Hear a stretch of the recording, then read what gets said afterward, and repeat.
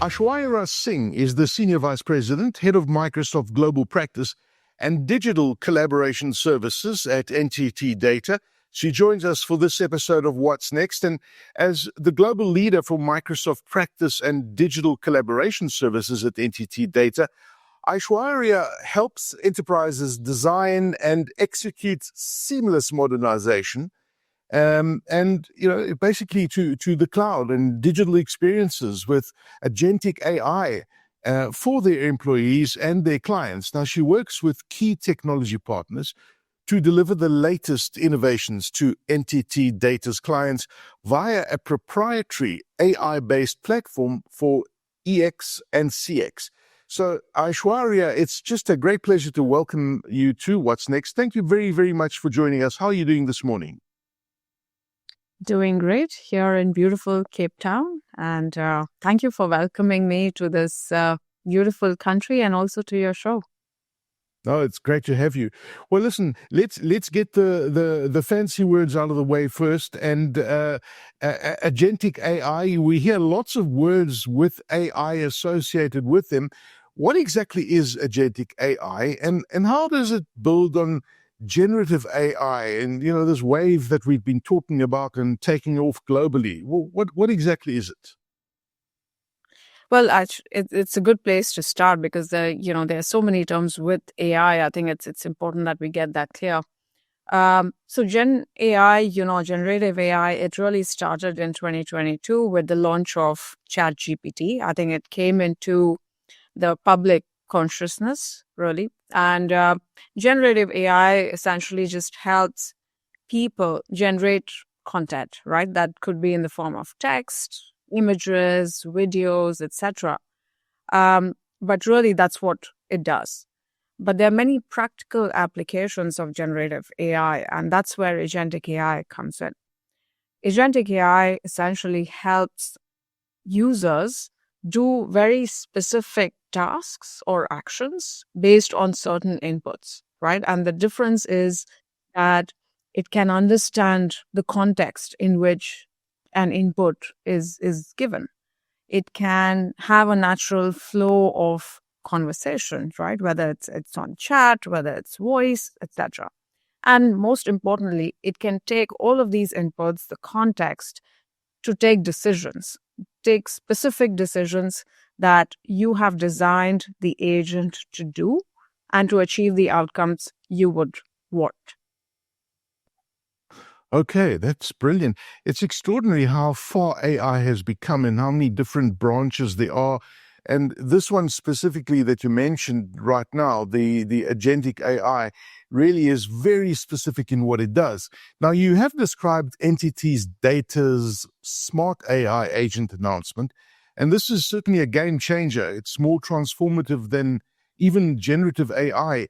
Can you explain in simple terms what makes it so revolutionary and how it might change the day-to-day operations of a typical South African business? Well, this announcement was definitely a big step for not just NTT Data, but for our clients and also for the industry. What it helps clients do, enterprises do, is it provides a one-stop shop for them to be able to get on and scale the Agentic AI journey. What our smart AI agent ecosystem really does is a few things, right? So there's a platform component, which essentially has accelerators, plugins, etc., that can help you get a uniform experience. There is a service component. So we do the full life cycle of services, right from advisory, right? Clients looking to say, what are the use cases that I should use Agentic AI for?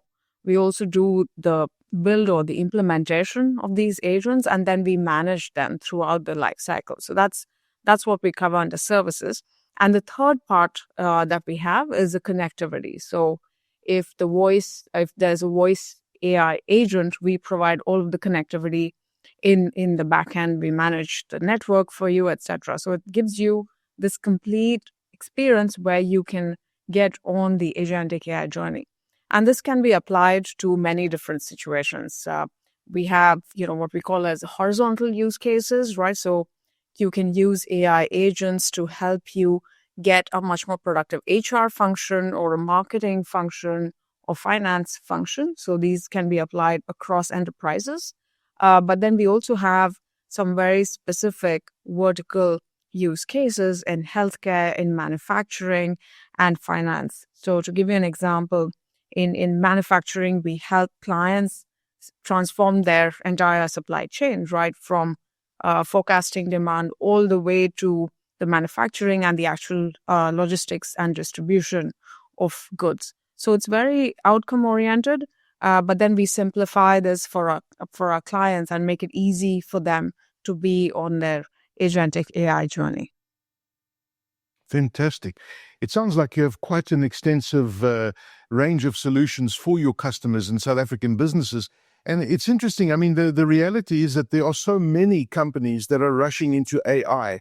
And I get a sense sometimes they're rushing into the wrong direction on how to use AI and what aspects of AI they need to use and how they're managing their data, for example. How does NTT Data ensure that its smart AI agent solutions are deployed responsibly and particularly around data privacy?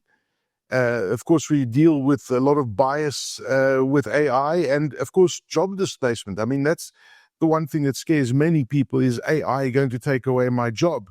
I have a different view of that. I see it augments us to do our jobs better.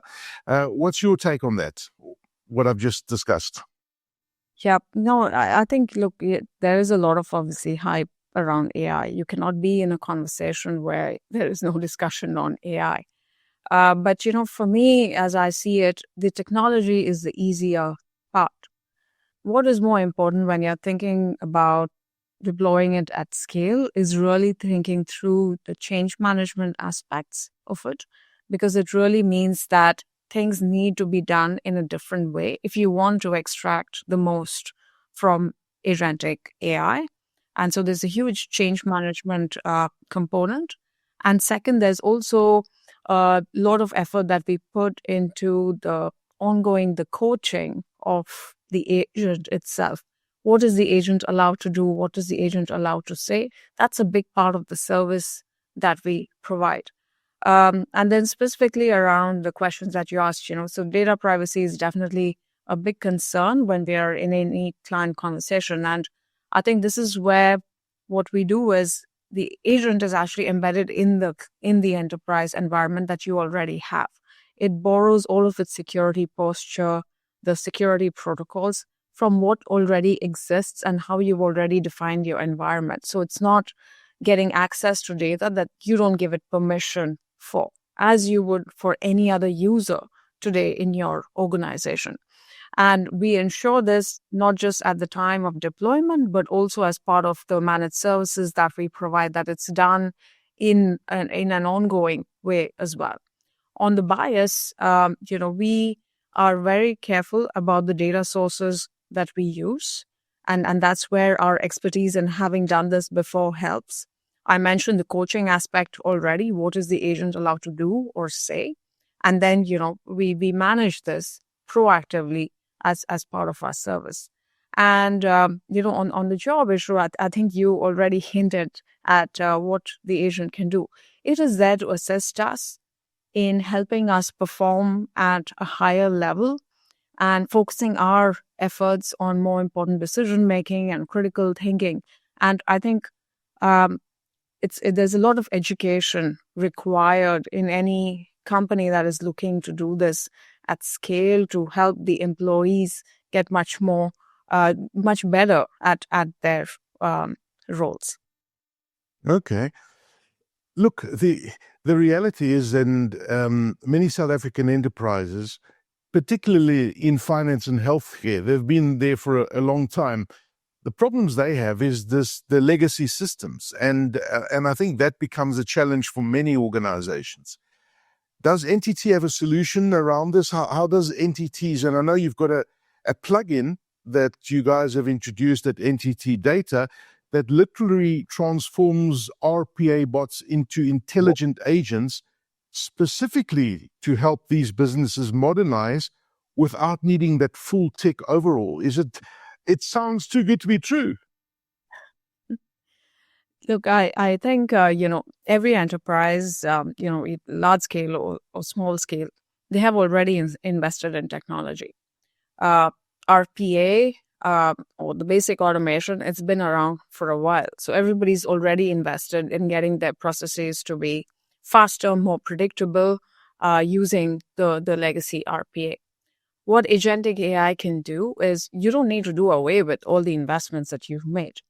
The more complex the system, the more data sources that are there, the more unstructured data that is there, that's where the AI agent is much more effective, because all you need to do is ensure that it has the right connectivity, it has the right data sources.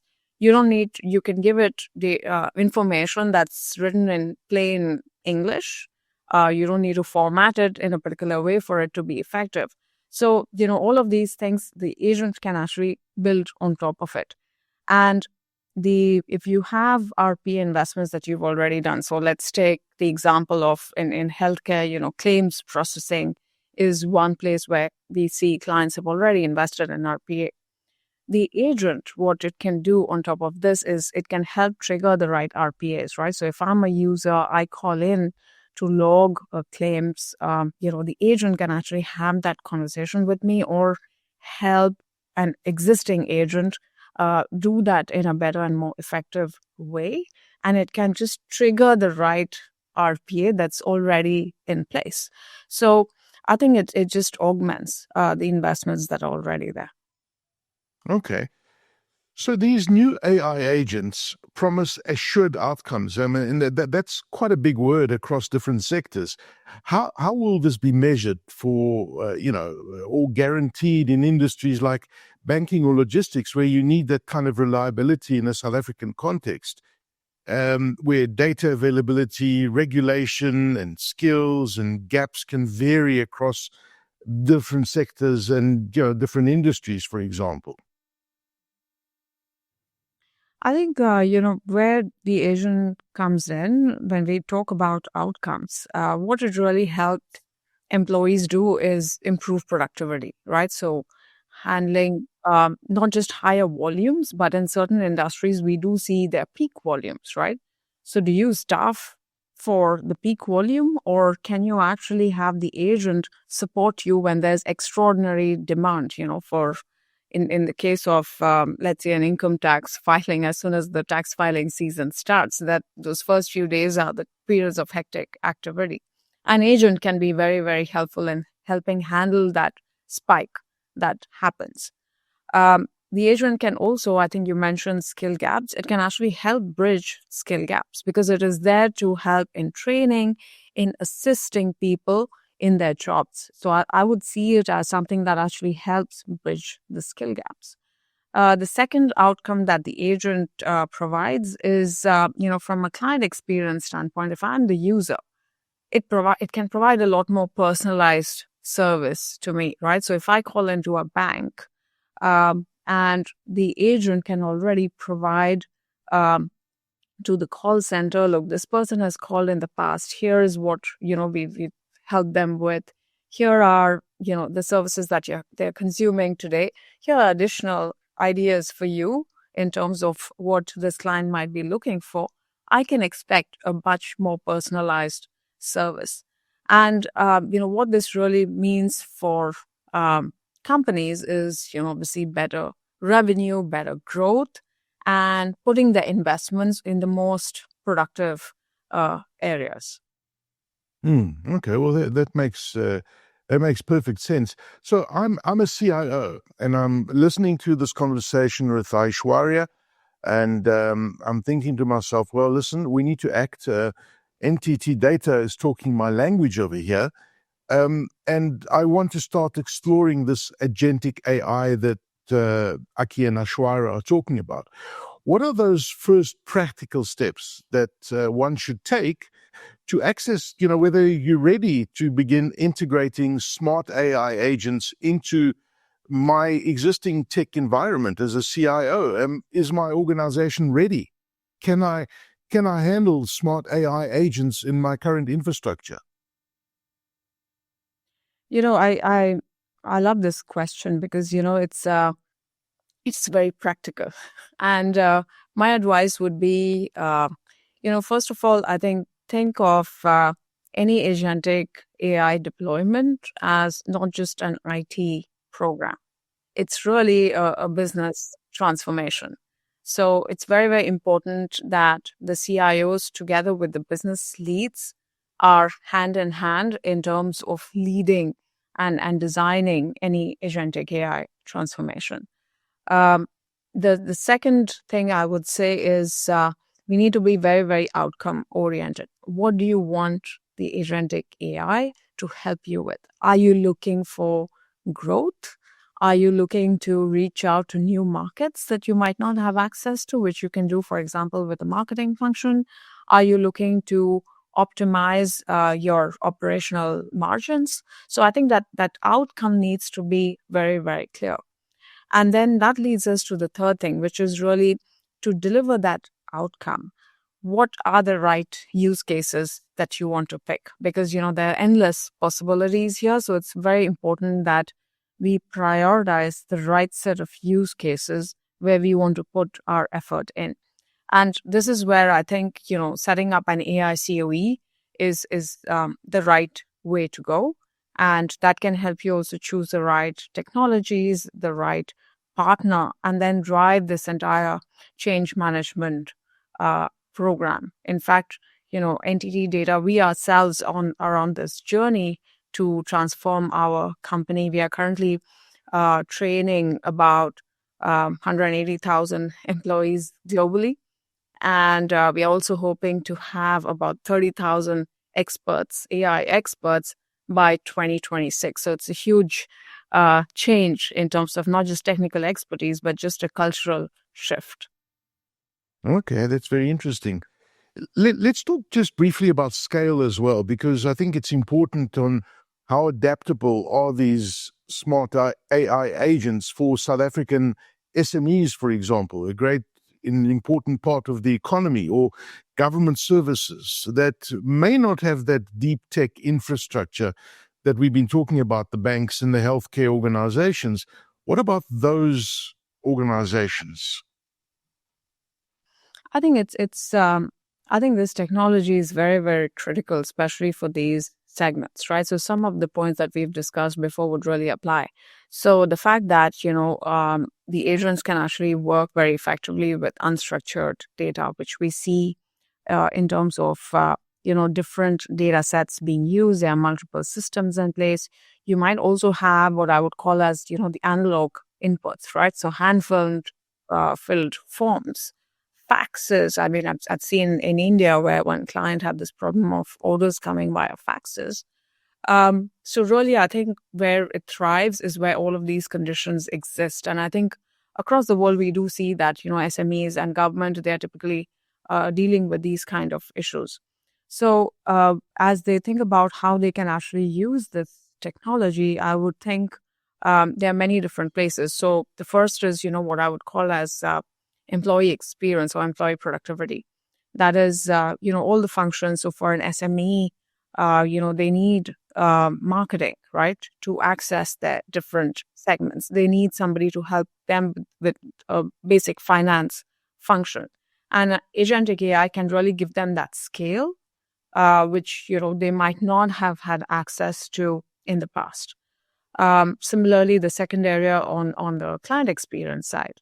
So they can, through the agentic AI, the government or even the SMEs, they can actually have their call centers, augmented with AI to be able to cater to peak volumes and have access and have a more broad-based access.